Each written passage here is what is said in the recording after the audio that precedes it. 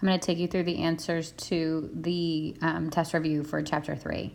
So the first section says, identify each of the following, a pair of parallel segments. So from this diagram, you can see that there's only two that are actually marked as parallel, which would be J, K, and HL. Number 2 says, identify a pair of perpendicular segments. And again, there's only one right angle there. So perpendicular would be JK and JH. For number 3, it says a pair of skew segments. So this one actually has multiple answers. Remember, skew are non-intersecting and non-coplanar. So if I just chose JK, for example, a line that's not intersecting and not coplanar could either be HQ or LP. So I can say that JK and HQ are skew, or I could say JK and LP are skew, but that's definitely not the only option. As long as they do not lie on the same side of that box and also don't intersect, they would be skew. Numbers 7 through 11 say to find each angle measurement and then explain your reasoning. So for 7, these two angles are corresponding, and the corresponding angles postulate tells us that if the lines are parallel, these angles are congruent. So I can say that 3x plus 20 would equal 8x minus 15. And then I simply solve for x. So subtract the 3x from both sides, and I get 20 equals 5x minus 15, and then add the 15. 35 equals 5x, and divide by 5, and x is 7. But the question says to find the actual angle measurement. So I have to take that x and plug it back in to find angle x, y, z, which is the 8x minus 15. So 8 times 7 minus 15, it's 56 minus 15, or 41 degrees. Okay, number 9, these angles are now alternate exterior angles. So the alternate exterior angles theorem tells us that if the lines are parallel, those angles are congruent. So 21x equals 13x plus 24. Subtract the 13x, and I get 8x equals 24. Divide by 8, and x is 3. And again, this is asking for the actual angle measurement. A, B, C is 13x plus 24, so I'll plug that 3 back in. 13 times 3 is 39, plus 24, which is 63 degrees, and that's the angle measurement. Number 10 is now showing these angles here and here, and these are same side interior. So the same side interior postulate, or theorem, sorry, says that if the lines are parallel, same side interior angles are supplementary, which means that these two add up to 180. So 21 plus 18 is 39x. 14 plus 10 is 24. Subtract the 24. 39x would equal 156. And then divide both sides by 39.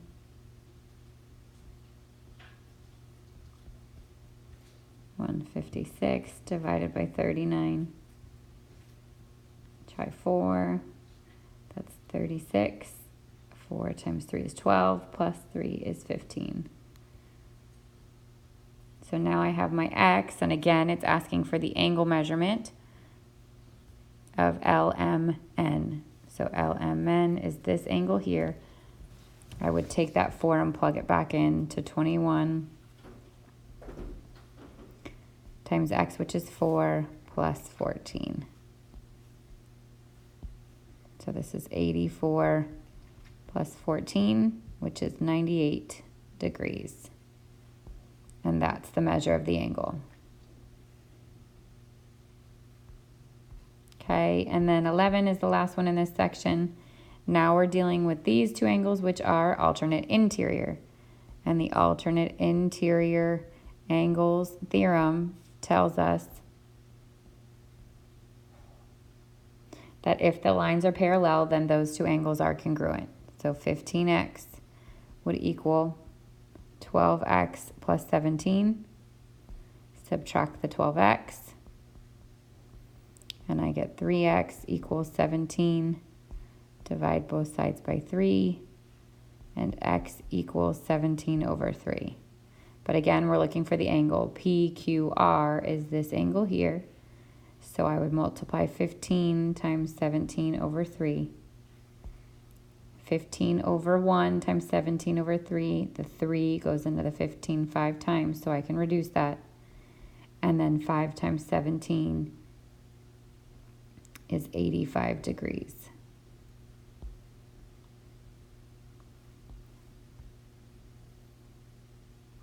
Okay, number 13 says state which postulate or theorem allows you to conclude that L is parallel to M, given that angle 2 is congruent to angle 4. So 2 is here and 4 is here. Those are corresponding angles. So if those angles are congruent, then the lines are parallel. And that's the corresponding angles postulate converse. So when we're proving that the lines are parallel, it's the converse. Number 15 says that the measure of angle 1 is congruent to measure of angle 8. Which of these allows you to prove that P is parallel to Q? And that would be the alternate exterior angles theorem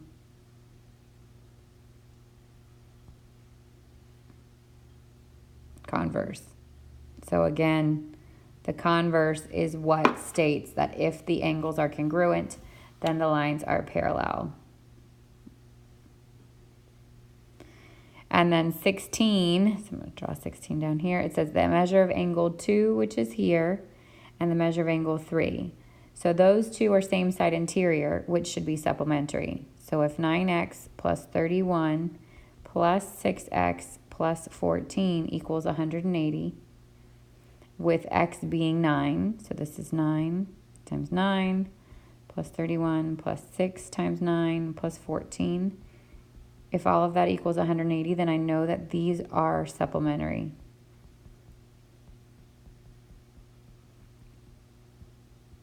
So 81 plus 31 is 112.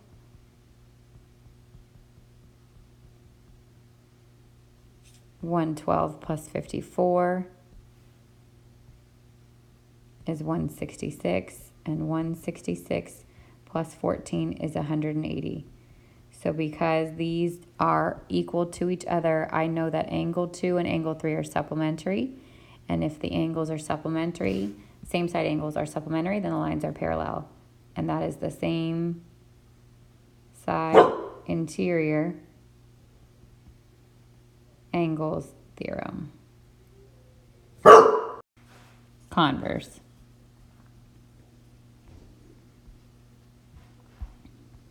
Okay, for 17, don't worry about your 2-column proof. As long as you can justify your steps like we just did, you should be fine. For section 3-4, this says name the shortest segment from point A to line BE. So remember, the shortest segment from a point to a line would be the perpendicular segment, which in this case is AC. And then it says write and solve an inequality for X. So the only two segments that you have lengths for are that 9 and the 3x plus 5. Since we know that 9 is perpendicular, or is on the perpendicular segment, which would be the shortest, my inequality would be that 9 is less than 3x plus 5. And then to solve it, I would subtract the 5 and divide by 3. So x is greater than 4/3 or 4/3 is less than x. Either one of those answers works.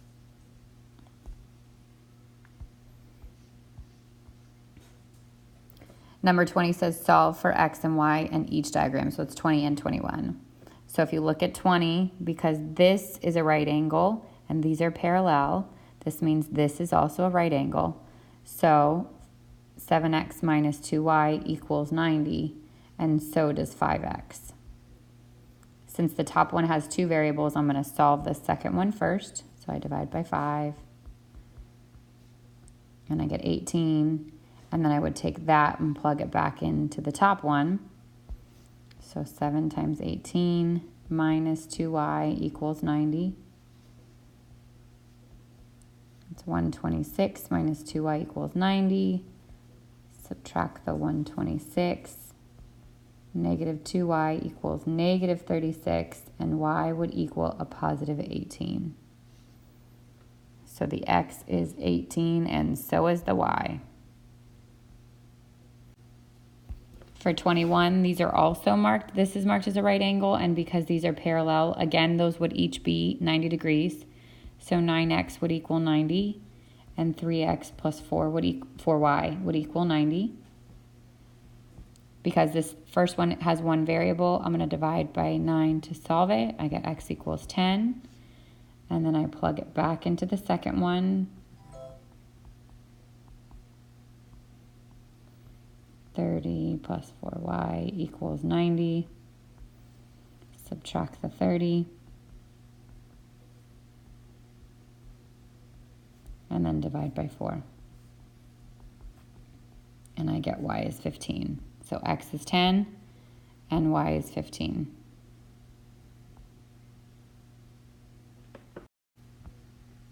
Okay, again, don't worry about 22. There won't be any two-column proofs on your test. All right, 2.5 says to use the slope formula to determine the slope of each line.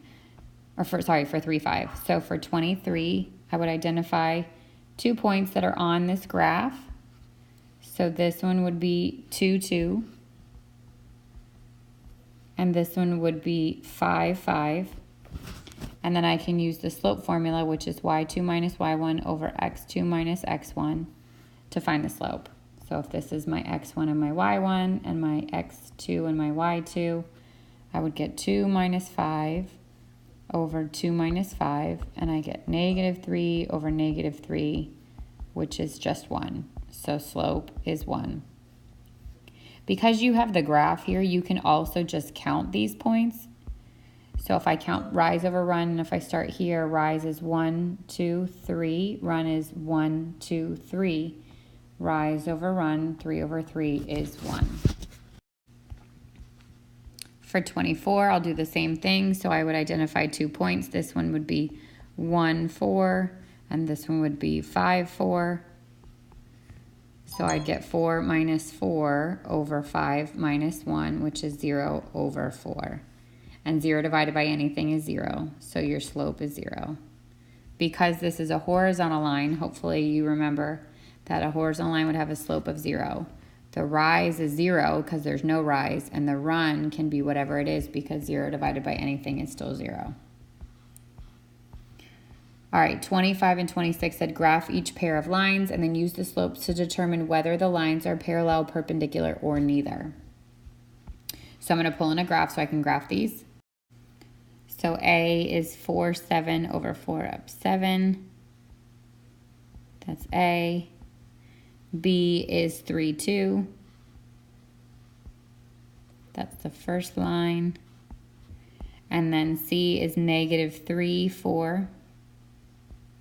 And D is 2, 3. So I can definitely rule out parallel because these are definitely intersecting. And then I want to compare their slopes. So if I use these 2 points, A, B, 2 minus 7 over 3 minus 4, I'd get negative 5 over negative 1, which is 5. That's the slope of AB. And then use CD, 3 minus 4 over 2 minus a negative 3 becomes plus 3. And I get negative 1 over 5. So these two are opposites and they are reciprocals, which means AB is perpendicular to CD. And I'm going to do the same thing for 26.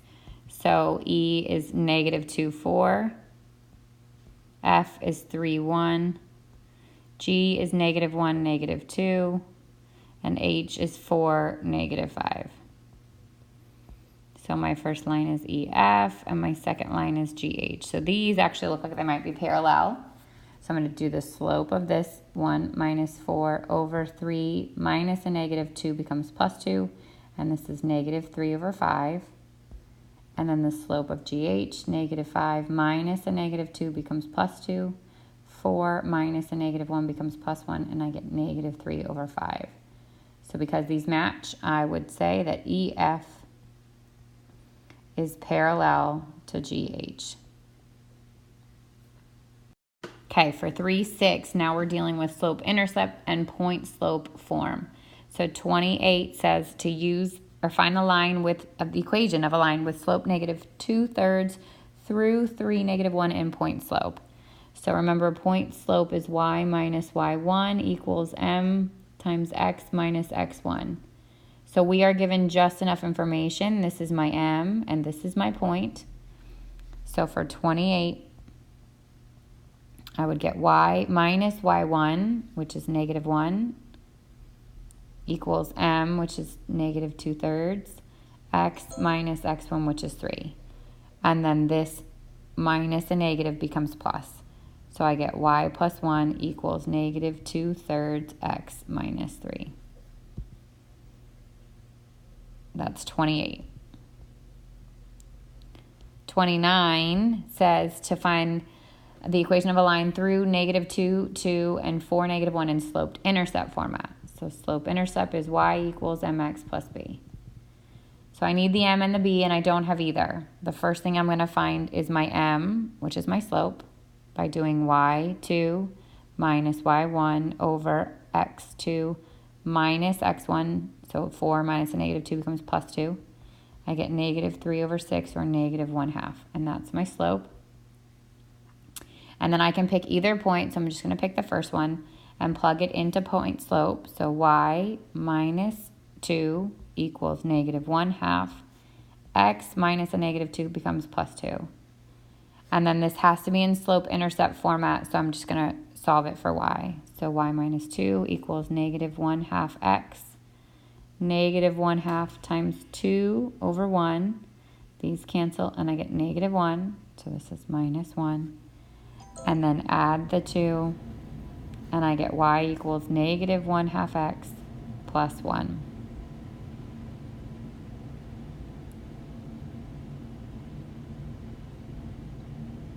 Okay, and then the last equation one is 30. 30 says to find the line with x-intercept -3 and y-intercept 4. So for 30, remember we can convert those into points. The x-intercept is when y is 0. So if it's -3, then the point is -3, 0. And the y-intercept is when x is 0, so then that's 0, 4. So I can use these to get the slope, 4 minus 0 over 0 minus a -3, which becomes +3. And that's my slope. And then all I need for slope-intercept form is the b, which is the y-intercept. And they gave you that's 4. So I get y equals 4/3 x plus 4 for your y-intercept.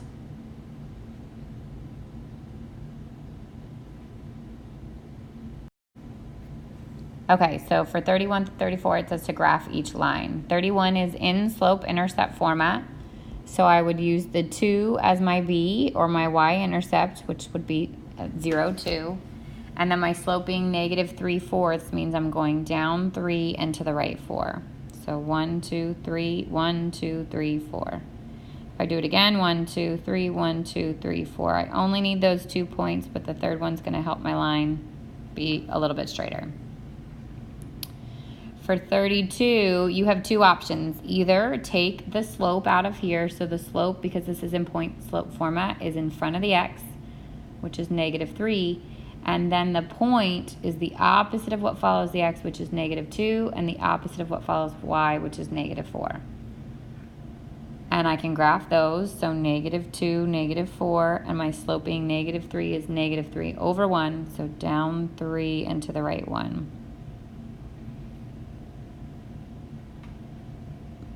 the other option is to take that equation and solve it for y. So y plus 4 would equal negative 3x minus 6. Subtract the 4, and I get y equals negative 3x minus 10. So this is your b, and it overlaps with what we had, and then my slope would be negative 3 over 1, which is down 1, 2, 3, and to the right 1. So it would still fall along that same line. Your points might be shifted a little bit, but the line itself is the same. 33, graph y equals 2. So you've got to know that a y equals equation means the y never changes, which is horizontal. So I'd go to where y is 2 and draw a horizontal line straight through it.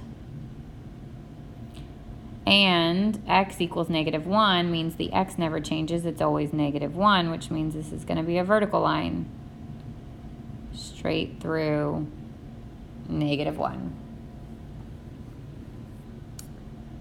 And then 35 and 36 and 38 all ask you to determine whether the lines are parallel, intersecting, or coincide. So remember, parallel is going to have the same slope, but a different b. Coinciding is the same slope and the same b. And then intersecting would be your other case, which the slope would be different. So if I look at 35, the slope here is 4. This one I have to solve. So negative y would equal negative 4x plus 1 by moving the 4x to the other side. And then multiplying by negative 1, I'd get y equals 4x minus 1. The 4 is your slope, so they are the same, which means they're either parallel or coinciding. I look at the b, and they are different, which means these are parallel. If the b and the m are the same, they're coinciding.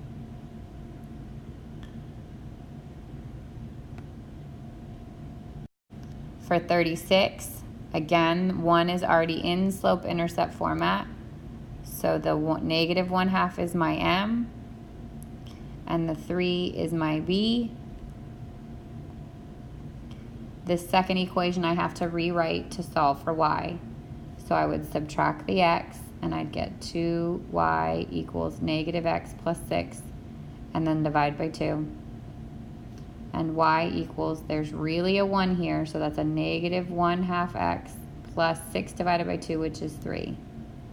So I want to compare the m's, negative 1/2, those are the same.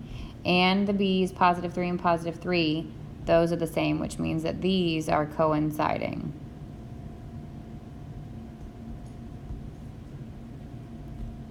And then the last one is 38. So again, these are both now in slope-intercept, not in slope-intercept format.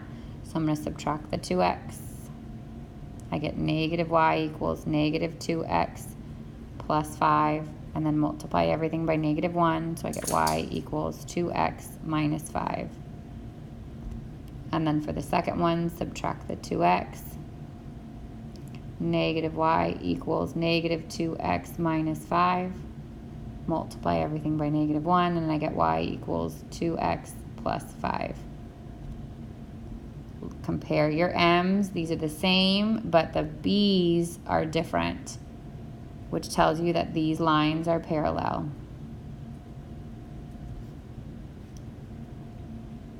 All right, that's it for your review. Hopefully this helps you prepare a little bit more for your test. Good luck.